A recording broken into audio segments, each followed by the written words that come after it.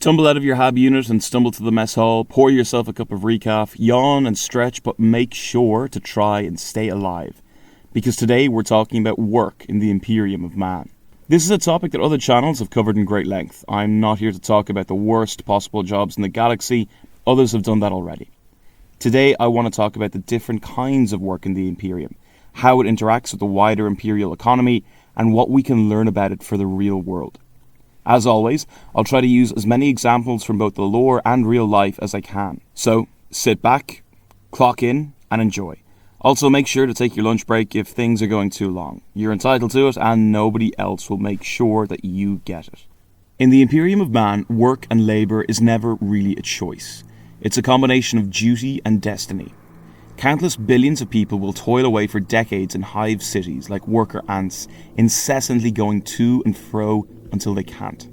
There are workers whose entire culture and society exist to serve specific assembly lines in city-sized factories on Forge Worlds. In one case that we'll discuss later on, one line worker's life and death at their job nearly doomed the entire Imperial Palace. Even death might not offer an escape. If your body starts to fail, or if you commit a crime, however slight it might be, you might be turned into a servitor, an undead human-machine cyborg that will live and do menial work far beyond a normal human's ability or lifespan. But if you're unlucky, your mind might remain intact while your body acts out in ways that you cannot control, maybe for centuries. We mostly see this story through the eyes of some of the more interesting characters in the 40k galaxy. The lives of rogue traders, inquisitors, and even space marines are objectively really interesting. But part of what makes them so interesting is the juxtaposition between their experiences and that of the vast majority of humanity in the setting. The leaders of the Imperium will often live in luxury, not just away from the people they govern, but often at their very expense and suffering. But these Imperial governors and leaders are often forced into these positions themselves and live their lives in gilded cages. If a tithe is not met in full, or if the world rebels against the Imperium, then these governors will be in danger of getting the blame. Getting overthrown doesn't just mean losing your position of authority and all the luxuries that come with it. It might also mean your entire extended family being eliminated. The Imperium of Man is an authoritarian nightmare of a regime, and one that is supposed to seem as unpleasant as possible to actually live in. The lives of most of the citizens of the Imperium only really exist to further the needs of the Emperor and his grand design. The cheapest way to get that done is by expending human lives, the cheapest and most abundant resource in the Imperium. I've already spoken before about money and currency in the Imperium, so if you want to learn more about that, there should be a link to that video on the screen now or in the description below. So let's go through the working lives of some Imperial citizens in different situations and see if there are any real-world comparisons to be made here. I'm sure that I'll leave plenty out, so if I do, make sure to let me know in the comments below. Let's start with some of the more typical work that we see done in the Imperium, that of a manufactory worker. Manufactories are not just found in hives or forge worlds, they can be found all over the Imperium. Forge worlds, officially owned by the Adeptus Mechanicus, are some of the most productive of all the worlds in the Imperium and create some of the most important equipment for the Emperor's armies. There are also industrial worlds that, while not as outrageously productive as those owned directly by the Mechanicus, still produce vast quantities of goods and materials needed by the Imperium. Hive cities are some of the most depressing forms of human habitation that I've ever come across in fiction. People will live and die in the same structure that stretches from below the ground well into the atmosphere. Most of their inhabitants never leave the building where they both live and work, barely ever leaving a small part of it. These factories operate on scales that are hard to comprehend. They're often vast, and their outputs can be needed throughout many different areas of Imperial space. Their inputs might also have to come from many different parts of the galaxy. This means that they will run on tight deadlines with strict quotas for labour and output. If a planet has facilities like this, then these outputs will likely form part of their tithe. The tithe is essentially the tax that each planet in the Imperium must pay to the government on Holy Terra. There are two forms of tithe. One demands 1/10 of the planet's defense forces to join the armies of the Imperium. The other is vaguer and may consist of goods, materials, resources, people, etc. The tithe must be collected no matter what. It is the ultimate duty of the local Imperial governor or their equivalent to ensure its delivery as smoothly as possible. This means that these governors will usually aim to collect said tithe as quickly and as cheaply as possible. In the Imperium, one of the cheapest resources to hand is human lives. After all, people live like insects in these massive hive cities. It's often cheaper, therefore, to use the mass labour of these people on assembly lines instead of building machinery. Human life is so cheap that it's actually cheaper to keep whole communities of people in indentured servitude and serfdom than spending an upfront capital cost to create a new factory machine. There are factories producing relatively basic Imperial goods, like lasguns or flak armour for the Imperial Guard. These will be staffed by countless semi-skilled workers. The following is a direct quote from the Dark Heresy RPG core rulebook, published in 2008. Most common citizens will work the same machine in the same manufactorum for every day of their lives. They will know nothing of the galaxy beyond their hive or world, paid in local scrip, redeemable only in the manufactorum's own stores, and will die never having seen the sun. End quote. New recruits come directly from the families of the workers that are already working on the line. They are given just enough education to work this menial job. If a war breaks out, or if production is disrupted for whatever reason, it's not a serious issue. There is no complicated machinery to fix. The Administratum will simply be able to requisition more bodies from wherever it needs to. No need to replace advanced machinery or get the Adeptus Mechanicus involved where they aren't needed. In the real world, there are actually plenty of instances of this sort of thing happening. Unfortunately, in the Western world, the cost of labour started to rise in the 20th century, at least unfortunately for some. With this rise, a lot of manufacturing industries started to, by various means, shift production to cheaper parts of the world. There's a good chance that the clothes you're wearing right now, I mean if you are wearing any that is, I don't know what you do listening to these videos and I'm not sure that I want to either, but there's a good chance that your clothes were made by somewhere that uses painfully cheap labour. In countries like Bangladesh, many businesses have made the decision not to invest in sewing machines or much industrial equipment. It's far cheaper to pay a line worker $3 per 10-hour shift each than spend millions on a new machine. If anyone gets sick or leaves, it doesn't matter. They're usually on short-term contracts that offer little in the way of benefits or other protections. But what about other forms of work in the Imperium?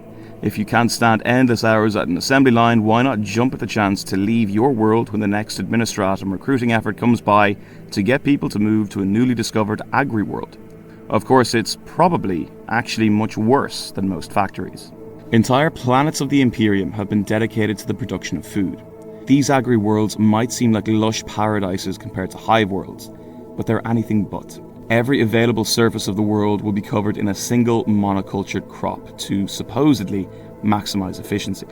Workers here will then have to eke out a miserable existence on what is essentially a toxic, polluted hellscape, where the entire ecosystem of the planet has been erased for the benefit of one single species of crop. To classify as an agri-world, a planet must have at least 850 parts per 1,000 of its surface dedicated to the production of food. It might be hydroponics, animal husbandry, conventional crop cultivation, among many others. Just as a quick aside here, I think that we can all agree that having the imperial food system based around worlds like this is probably a bad idea.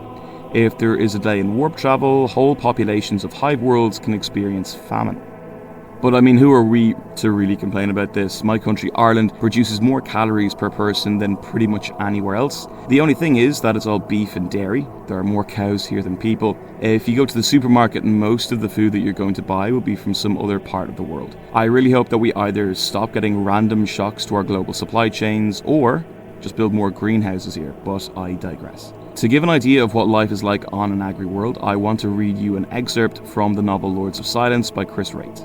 The Imperium is not a gentle custodian of such places. After the discovery of a candidate planet, the first 50 years are spent in terraforming according to well-worn Martian procedures. All pre-existing life is scrubbed from the rocks, either by application of controlled vice-chewers or by timed flame drops. The atmosphere is regulated, first through the actions of gigantic macro-processors, and thereafter by a land-based network of control units, more commonly referred to as command nodes. Weather, at least as generally understood, disappears. Rainfall becomes a matter of controlled timing, governed by satellites in low orbit and kept in line by fleets of dirigibles. The empty landscape is divided up into colossal production zones, each patrolled by crawlers and pest throppers. Millions of base-level servitors are imported, kept at the very lowest level of cognitive function, but bulked up by a ruthless level of muscle binders. Soon after this process completes, every agri-world looks exactly the same. a flat, wind-rummaged plain of high-yield crops swaying towards the empty horizon. A person could walk for days and never see a distinctive feature. Not that anyone sane would choose to walk in such places.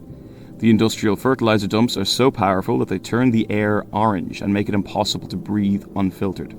A single growing season exhausts the soil completely, requiring continual delivery of more sprays of nitrates and phosphates, all delivered from the grimy birds of hovering dispatch flyers. The entire world is given over to a remorseless monoculture, with orthogonal drainage channels burning with chem residue and topsoil continually degrading into flimsier and flimsier dust. But it doesn't matter. A planet can be driven like this for thousands of years before it eventually keels over and becomes a death world. The quality of crops gets steadily worse, but the quantity can be sustained almost indefinitely, assuming that supply lines are maintained and imports remain consistent. At the end of every season, the great harvester leviathans are stocked up and dragged from their pens and let loose on the great fields, smokestacks belching and tracked undercarriages sinking deep. These massive creatures of high-sided metal and intricate pipework, the smallest of which are 100 meters long, crawl across the blasted prairies, sucking up every last speck of pallid grain and piping it directly into antiseptic internal hoppers. Feedlanders come down from high flight, dock with the still trundling leviathans, and extract the raw material, from where it is taken into the city-sized processor vats, blasted with antibiotics, smashed, burned, crushed, then stamped and packaged. Once ready for transport, the containers are dragged up into orbit aboard swell-bellied landers, ready for transfer to the void-bound mass conveyors, which deliver the refined product to every starving hive world and forge world in their long circuits. There is a quaint tradition in the various propaganda departamentos of the administratum of marketing agri-worlds as quasi-paradises, free of the squalor and overcrowding of the standard urban station and full of bucolic ease. Vid cards are dropped into communal hab-warrens, extolling the virtues of a life lived outdoors with the sun on your back and a ruddy-faced boy or girl, subject to preference, by your side. In reality, life in an agri-world is as unrelenting, back-breaking and monotonous as the vast majority of other imperial vocations. There are no trees laden with glossy fruit, only kilometre after kilometre of hissing corn. There are no gentle strolls under the warming sun, only punishing work detailed in rad suits, leaning into the dust-laden winds that howl around the equator with nothing to halt their rampage. Once the new arrivals have made planetfall and found this out, it's too late. Crude transports arrive in agri-worlds full and leave empty. There is a saying among the indentured workers: you come for the soil, you end up part of it. End quote.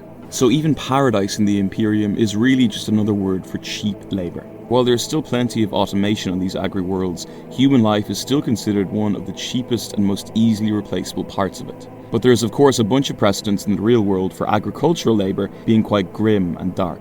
Yes, there are plenty of reasons why someone would choose a rural life in agriculture, but it often seems like more of a vocation than anything else. Even in the modern world, there are plenty of farm labourers who will work the fields all day. Like in sweatshops in some parts of the world, it might be cheaper to have poorly paid and poorly treated workers tend to crops than to invest in expensive farm machinery. But I'm a city boy myself, obviously, so I'm not going to pretend to know much about the industry. But it does seem to be a vocation. People do it, sometimes because they were born into it, but also because they have a love, either for the land they live on, or for their life, or both. Supposedly, the Amazon Prime series, Clarkson's Farm, does an excellent job of conveying what day-to-day life is like in the industry. Now, I know that Jeremy Clarkson is a controversial guy, and I do not always agree with him, but to be fair to him, he's a good storyteller. The series is entertaining and engaging, and it does a good job of explaining the frustrations and dangers of working in the agricultural industry today and how difficult life is for modern farmers. It also does a great job of articulating just how frustrating it must be to know Jeremy Clarkson personally. I also complained about the Irish beef industry earlier. That's the main crop because it's probably the most profitable for farmers here in Ireland. Though it's dangerous work and dairy farming seems like a grim and dark enough life as it is, their hours are worse than some of the jobs in imperial factories. So if life on a farm isn't looking great, what about making it out into space, the great beyond? Get as far away from the land as you physically can. Well, of course, even in space, no one can hear you complain about your work. The depths of space offer very little in the way of escape. You might think that getting press-ganged into service on board an Imperial ship might offer at least some variety, But no, human life is so cheap that it's cheaper to have crews of slaves load ammunition than it is to use machines. Much of the talk about life on Imperial ships gets pretty hyperbolic. Trips through the warp are dangerous, yes, but each one won't kill every member of your crew. It'll be a tough life travelling through the stars and only living on artificial food, air and water, but the same will be true for people living in Hive cities or on Forge worlds. Life for the majority of the Voidborn will be much the same as life on many Imperial worlds. Whole communities will be established on Imperial ships, and these communities can develop for thousands of years. Even some of the smaller Imperial vessels will be kilometers long and contain tens of thousands of people. Each one will be the size of a small city. They will have societies and cultures of their own. But yes, there will be times when ships will no longer be able to plough their way through the stars. They will need to recruit people to become part of their crew from time to time. When I say recruit, I really mean press gang. This was the form of recruitment used mainly by the British Royal Navy during certain periods in the Age of Sail. Recruiters would go to inns, pubs and brothels, and there they would get patrons drunk and force them to agree to serve on Navy ships. In other instances, Royal Navy vessels would capture ships from other countries and force their seamen into their service. The early United States President, Thomas Jefferson, was a particularly vocal critic of this British practice. Life on board a Navy ship was so unpleasant that this was the most effective way of recruiting people for a long time. Eventually, things like better wages, rations, medical care, and quartering were able to make this sort of thing obsolete, but it lasted for generations. In Warhammer 40k, the fact that this happens to whole populations of people is done to show the scale of the setting. Another important point to mention here is the famous images of gangs of slave labour loading the macro cannon batteries of Imperial warships. In the real world, there are actual comparisons to this practice even today. For decades now, autoloaders have been a relatively common and effective way for tanks, ships and other fighting vehicles to load their main guns. But even though this technology is pretty commonplace, it's not universal. There are plenty of armoured fighting vehicles that still use human crew to load their main guns. This is usually done to cut back on things like weight, cost, and maintenance of complicated machinery.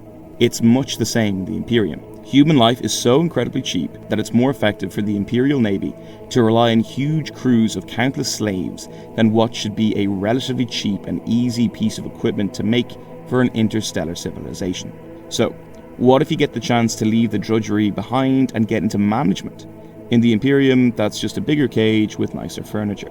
The leaders of the Imperium usually get their positions through personal connections or by right of birth. Most of the Imperium runs on hereditary exchanges of power. This is great if your parents are something like a rogue trader, but terrible for nearly everyone else. If you're lucky enough to be born into some of the wealthier strata of Imperial society, you will still have plenty of obligations to the Emperor, however. As mentioned previously, the tithe still needs to be paid and rebellions still need to be put down. There is also the fact that just because certain positions of authority are so coveted, if you are in one, there is a good chance that many of your potential successors will want you out of the way so they can claim your position. There's a reason why so many positions of power in the real world have largely tried to move away from this kind of succession. It tends to lead to more unstable situations, especially when it comes to exchanges of power in governments. Countless civil wars have been fought over succession rights in our own world. In the Imperium, these wars might not be fought over the right to rule a kingdom or a planet, but they might be fought to administer a particular foundry or port. That's the scale of things in the Imperium of Man.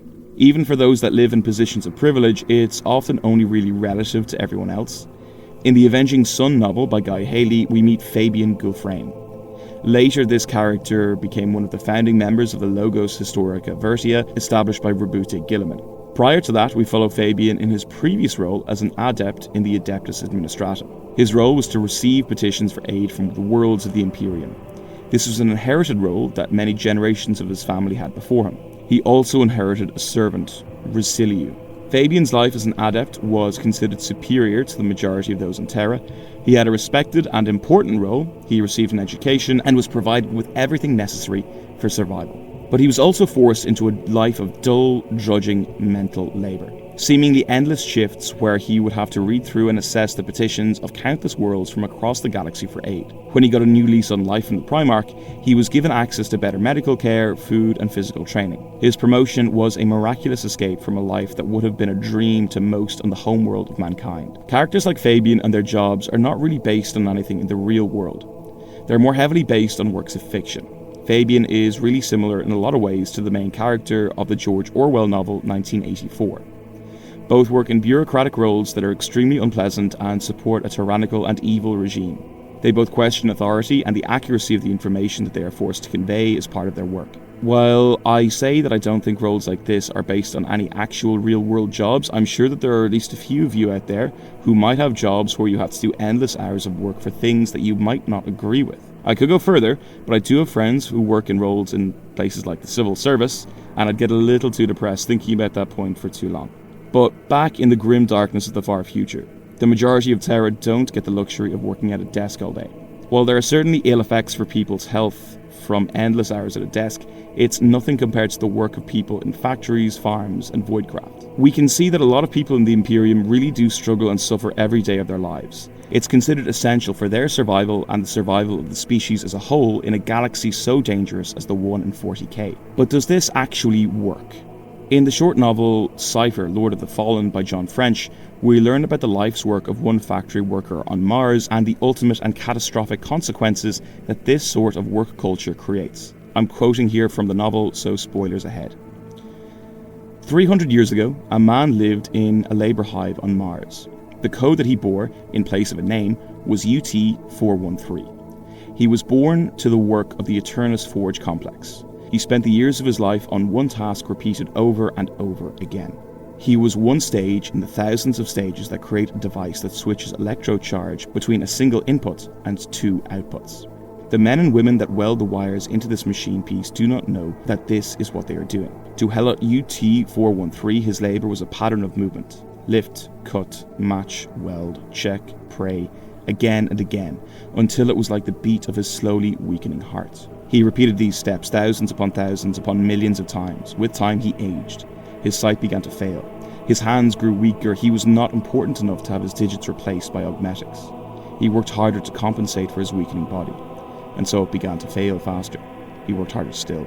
He knew that if his productivity fell below the required threshold, then he would be sent to flesh reclamation, and his nervous system assessed for repurposing into servitor units. End quote. The possibility of this terrible fate forced Helot UT-413 to work until their heart eventually gave out, while they were in the middle of creating a unit, their entire life's work. This unit went on to become an important part of a larger and more complicated machine. This machine became a vital part of the security systems of the black cells beneath the Imperial Palace. The failure of this small component led to a cascade of failing systems that ultimately helped lead to the failure of these security systems. This failure led to the escape of countless terrors of old night that were safely stored away by the Adeptus Custodes. Members of that group must now venture out into the galaxy to bring these dangers in whatever form they might take. Work like this being so prevalent in the Imperium creates the opportunity for accidents like this to happen. Accidents which cause massive destruction and loss of life. If this hereditary Helot was given the option to even just rest and not feel like their existence was entirely predicated on the creation of this one component, then this disaster might not have happened, and countless lives might have been saved. I've tried to give as many examples today as I can from the real world. There's plenty from history and fiction that we can draw on when we want to make comparisons to the lives of the people in the Imperium. Labourers in the factories of the Victorian era are clearly a great inspiration for the writers over at Games Workshop. The works of Charles Dickens really echo the novels of the Black Library writers. But Dickens was also drawing from the real world of his time when he was writing his famous novels like Hard Times and Oliver Twist. The factories of the 19th and 20th centuries created great wealth for a select few in certain societies, but misery for many more. It seems like much of the more dangerous, disrespected and poorly paid work is no longer mainly done in Western countries. But it still is. It's also still done all over the world, often on a massive scale. To bring things back to a nice depressing end here, there are more parallels to the 40K universe, even in more developed economies. I know people who have had, or even still do, have jobs like Fabian. There are plenty of people that I know personally who either have to, or at least feel like they have to do work that they think is wrong on some fundamental level. They think that this work either doesn't really do much to benefit society, or that it might be actively harming their own personal health, or else they feel that if they don't do it, their own life will be much worse off. So they have to do this work. There's plenty to criticize about the modern job market all over the world, but I won't ever say that things are as bad as 40K, because they're not. I'm not going to say that working in a bureaucratic desk job is as bad as a sweatshop. It's not. But I will say that we can always do better wherever we are. And however we come to talking about the work that we do, whoever we might compare it to, we might be able to find ways of making it better. When Charles Dickens was writing his novels, the quality of life for the average person in a British factory or workhouse was awful. Things started to improve, at least in his part of the world, in part because he started to openly speak about it and he spoke about how bad it was. We all have different things to complain about when it comes to work than people in other careers or in other countries or even in the past. But we are all still allowed to want things to improve for ourselves and those around us. I don't think that suffering for work should be the norm, nor should it be glamorized. Hard work is great, but let's be honest, children who work in sweatshops work a lot harder than most business leaders. I don't think that anyone living today, as bad as many do have it, lives a life as bad as Hellet UT413. But I do want to leave you with a quote from a real-world business leader and investor. In 2023, Charlie Munger died at the age of 99. He was the vice president of Berkshire Hathaway, the famous hedge fund headed by Warren Buffett, or Warren Buffet. When Charlie died, he was one of the wealthiest people in the world and he had helped guide a huge amount of the global economy for decades. When talking about the modern, globalized economic system, he said the following: "What makes capitalism work is the fact that if you're an able-bodied young person, if you refuse to work, you suffer a fair amount of agony. And because of that agony, the whole economic system works." Whether you agree with him or not, that's one of the most influential economic voices of the last century, telling us that the system runs, at least in part, on agony. At least to some people, like in the Imperium, this isn't a bug, it's a feature. I don't know how long a system like that can sustain itself before problems come up. I also don't know that a system sustained on agony deserves to last either. But like a great philosopher once said, it's enough to drive you crazy, but only if you let it. Well, there we have it, folks. Let's tear everything down. Or don't, I'm not going to tell you what to do. I hope that you enjoyed this video. I feel like I'm starting to get my head around this content creation a little better. It's still a lot of effort, but I do think that it's worth it. If you've enjoyed this video and haven't subscribed already, make sure to do so. Hit the notification button to find out when the next upload is. Also, make sure to like the video, comment down below, and share it wherever you think content like this might be appreciated. It all really does help the channel. Many thanks for watching to the end, and I'll see you in the next one.